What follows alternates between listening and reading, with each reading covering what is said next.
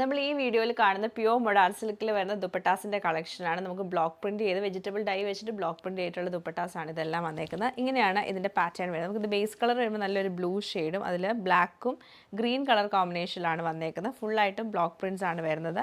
അതുപോലെ തന്നെ നമുക്ക് എൻഡിലേക്ക് വരുമ്പോൾ രണ്ട് എൻഡിലും ഈ ഒരു സെയിം പ്രിൻറ്റ് തന്നെ കുറച്ചുകൂടി വലിയ രീതിയിൽ പ്രിൻ്റാണ് കൊടുക്കുന്നത്. അത്യാവശ്യം നല്ല ലെങ്ത്തും വിഡ്ത്തും ഉള്ള ദുപ്പട്ടയാണ്. ഇങ്ങനെയാണ് ഇതിൻ്റെ ആ ഒരു പാറ്റേൺ നമുക്ക് വന്നേക്കുന്നത്.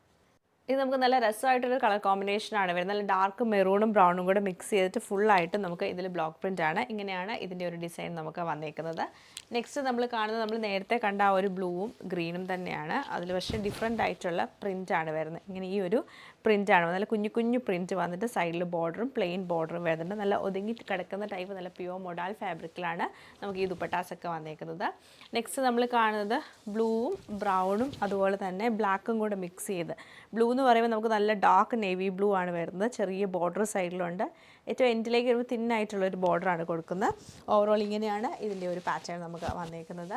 നെക്സ്റ്റ് നമ്മൾ കാണുന്ന ഷെയ്ഡ് നേരത്തെ കണ്ടുപോലെ തന്നെ നല്ല ഡാർക്ക് ഒരു മെറൂണിഷ് കളറാണ് വരുന്നത്. അതിൽ കുഞ്ഞു കുഞ്ഞു പ്രിൻ്റാണ് ഫുള്ളായിട്ടും വന്നിട്ട് സൈഡിൽ ബോർഡറും വരുന്നുണ്ട്. ഇങ്ങനെയാണ് ഈ ഒരു ദുപ്പട്ടയുടെ പാറ്റേൺ നമുക്ക് വന്നേക്കുന്നത്. അടുത്തത് നമ്മൾ കാണുന്നത് ബ്ലൂവിൻ്റെ തന്നെയാണ് വരുന്നത്. ബേസ് കളർ ബ്ലൂവിൽ വന്നിട്ട് ചെറിയ ചെറിയ ലൈൻസ് പോലെയാണ് ലൈറ്റ് ആൻഡ് ഡാർക്ക് ടോണിൽ വരും. എൻഡിലെ ബോർഡർ വരുമ്പം ഇങ്ങനെയാണ് ഇതിൻ്റെ ബോർഡർ വന്നേക്കുന്നത്. ഇങ്ങനെയാണ് ഇതിൻ്റെ ഒരു പാറ്റേൺ നമുക്ക് വരുന്നത്.